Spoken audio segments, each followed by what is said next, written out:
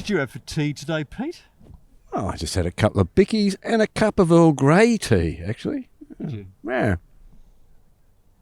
Why do you ask? Well, you might not know that your tea bag could have come with a side dish of microplastics. They're bloody everywhere, aren't they, these microplastics? That's right, Pete. They can be tough to avoid completely, but luckily, Mindaroo has created a helpful ebook so that you can be more conscious of what's going into your body and how it's affecting your health. Yes, it's especially important if you've got young children. So check out the free guide at mindaroo.org/ebook. Cricket et al. It's a website. It's a podcast. Pete, it's a way of life. It's Gideon Haig over here. Peter Lawler over here. And welcome to Cricket et al., your independent cricket podcast, coming to you from Peter Lawler's hotel room, which isn't very nice. It's not very nice at all. No, not at all. Not remotely comfortable. Not at all luxurious. There's nothing uncomfortable about having you up in my hotel room, young man. It's a nice sofa, though. Nice sofa. This is a podcaster's show sofa. A sofa, is it? Yeah. What's the difference between a sofa and a couch? Let's not go there. Let's not go there because we've got plenty to talk about on the podcast tonight. It has been another jumbo-packed day of Test cricket. Jumbo-packed with people, for one thing. We're close to threatening the MCG's Test match attendance record. We'll get to that in a moment. But in on-field action, India trail at the close by 116 runs with a single first innings wicket in hand. They looked at stages today. It looked as though the follow-on was a possibility for Australia. I'm not sure they would have taken it. Not sure they would have taken it, but I arrived at the ground this morning just expecting that. I mean, I don't think they were going to enforce the follow-on, but I thought they would knock India over very quickly. I didn't think India would last till lunchtime. No. Having in the chaos of last night where they lost 3 quick wickets, it did look as though Australia had the momentum coming into the day, and Australia continued to make inroads during the morning session. Rishabh Pant. They got rid of Rishabh Pant, or Rishabh Pant got rid of himself in sort of, I think you described it as a kamikaze stroke. Yeah, today. it was a kamikaze stroke, wasn't it? Yeah, not the commando role. This was the kamikaze role. It really was. Having attempted it the previous delivery and copped one right in the padded gut. It ended up on his bat. Are you fat-shaming Rishabh Pant? No, I'm not. No. I'm just suggesting that that is padding that he wears around his... padding. It is, yeah. You think, oh, well, he's not going to do that again. He's learned his lesson, hasn't he? Guess what? He hadn't. Interesting field setting, wasn't it? Like they 3 men back. It was a mad shot because they had the 2 back basically for that shot. But the fly slip I didn't think was in play for that shot, but... more fool me. Well, maybe it was in play for another shot, but it ended up being for that shot. So it went. It was kind of fascinating, wasn't it? Because Rishabh Pant clearly, he must have thought 6 was the option. He wasn't looking for any change out of 6, was he? No, he wasn't. Yeah, no. He was going to hit it out of the ground regardless. Well, if he didn't hit 6, he was going to be out because the fielders were back on the rope, weren't they? Yeah.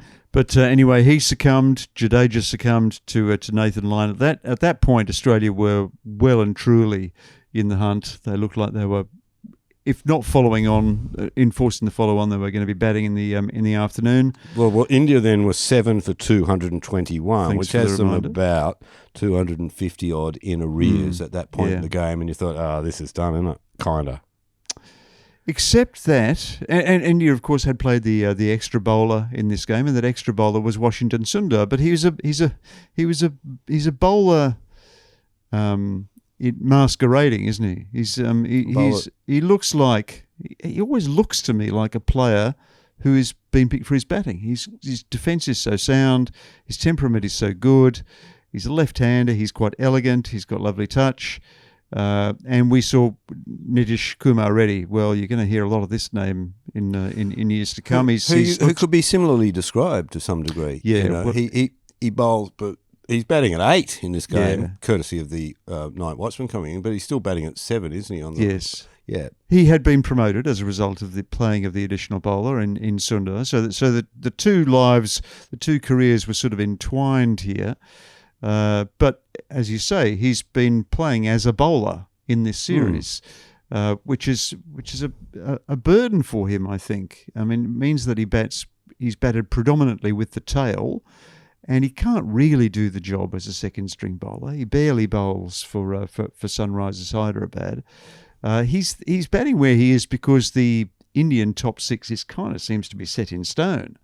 Now that Pant has gone up to 5, there's just no room for him. So he's been included as a bonus batter, and he's had an impact, but a limited impact, circumscribed by his role. Don't tell Marnus Labuschagne that he can't bowl.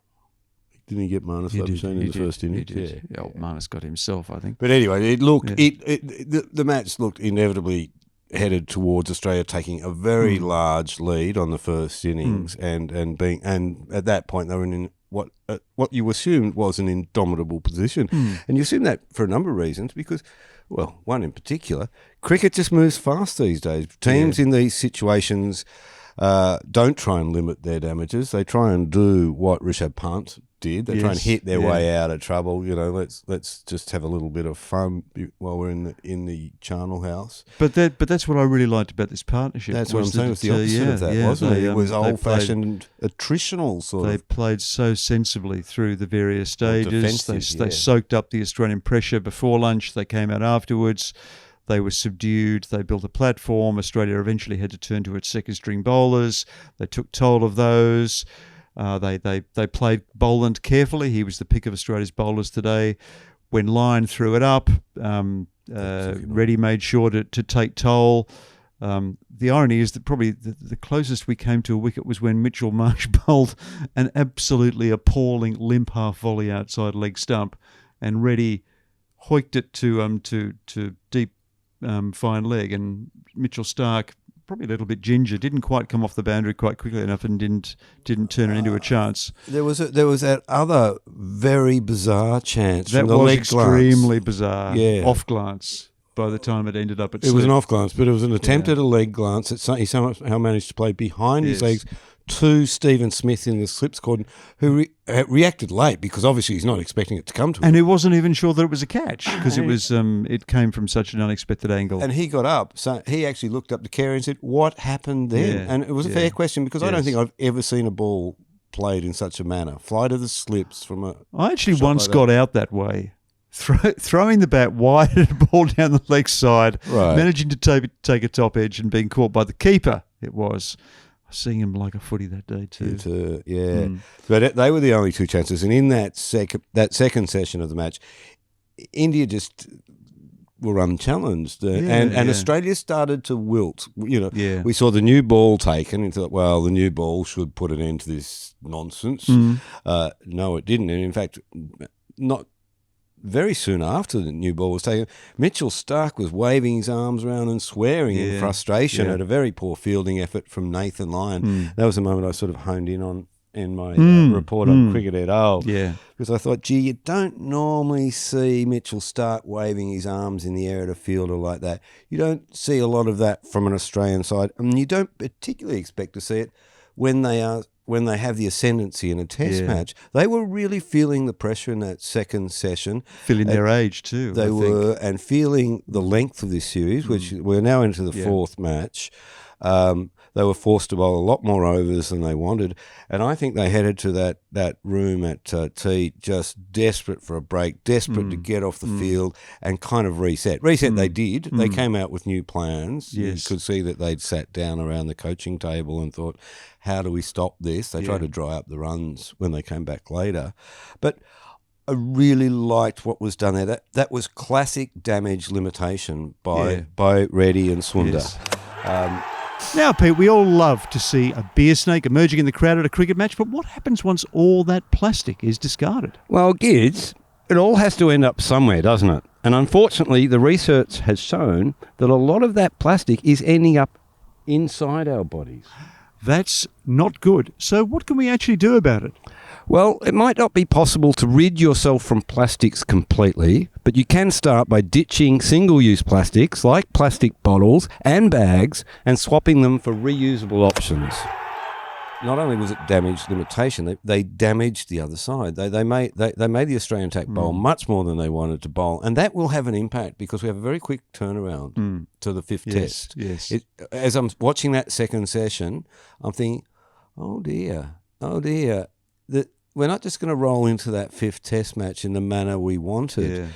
Mitchell Marsh is looking really creaky. Stark started to hold his back, and there were some concerns that he's done something, and that when he went into the tea break, he'd come out stiff, but he actually came out and bowled again, which is pretty much like him. He loves the hair shirt. He's most comfortable in a hair shirt, Mitchell Stark. And as we were saying, they put the Australian field under pressure. It was interesting how aggressively they ran, sometimes a bit impetuously, sometimes a bit speculatively, but they were always looking for that extra run. They were always looking for that short single. There was an all-run 4 today, which they both enjoyed. That was the one that upset Stark. Yes. Because Lyon picked up the ball when they'd run 3 and thought, they're not going to run 4. Classic mistake when you're that far out. Yeah. And it was interesting, wasn't it? So many sharp singles, so many half chances or chances. But Australia, I think, hit the stumps once, with the run-out attempts. Australians aren't hitting the stumps like they used to. Well, they hit the stumps when it doesn't matter. It might be the absence of Ricky Ponting, who seemed to hit the stumps for fun, and guys like Andrew Simons and Michael Clark. But they just don't quite have that edge that they used to have in that fielding. Yeah, that's probably fair. That's probably fair. Labuschagne's very quick. Yeah, he's a great fielder. He's a great fielder. He's got fantastic technique. There was a lovely pivot and turn today. Missed the stumps though with the throw. Would have been close, but no cigar. Anyway, it was really good Test cricket, wasn't it? It was beaut, and and the fans loved it. Yep. The volume of that 78,000 people, something like 75,000 people. Boy, oh boy, I was almost going to put the noise cancelling headphones on towards the end of that session. Yeah. It was very shrill, wasn't it? And they are very engaged, and they're all packed into those vast lower decks of the stand. I'm not saying that the upper decks are empty, but they are really packed into those lower decks. And that old Bay 13 region looks like there's 2 people to every seat. They're loving it though. They were loving it, weren't they? Oh, God, yeah, absolutely. That's how they paid their money to come. And these are die-hard fans. Yes. I reckon it looked like Australia had outsourced sort of fandom today. Yeah. I think, 10% of the attendees at this match have flown in. Really, right. Yeah, international sales make up. International ticket sales were 10% of all ticket sales. And obviously there's a big Southeast Asian population in Australia now. Yes. But, boy, they were on hand for today. And they got their money's worth. Yeah. And among those who've arrived is the family of Nitish Kumar Reddy. Which Dad was there. Drama in the third session. It was just beautiful, wasn't it? Just beautiful to watch. Build the moment for me, Gideon Haigh. Yeah. We're 7 down and he's cruising towards a maiden Test century. Yes. Highest score by a number 8 Indian batsman at the MCG. Sundar's just got his 50. The stand's got to 127 off 185. Thank you. And Nathan Lyon winkles him out. With the classic sort of off spinner's delivery to the left hander. Jasper Bumrah comes in. Pat Cummins brings himself back, nicks him off. Well, hang on. How did Jasper Bumrah end up on strike from a skied ball? Reddy hit when he was on 97, and you thought, oh my God, he's going to get out on 97, but he ran 2, inexplicably. Oh, well, then he realised what he'd done. Yeah. He loved it, the fact that he sort of held his hand to his helmet, going, "What have I done? I've left." Wasn't it Siraj though? Siraj by that stage. Anyway, was it Siraj there by that stage? Anyway, whoever was there. Anyway, he'd run the 2 and he'd exposed Bumrah. Yeah. Again.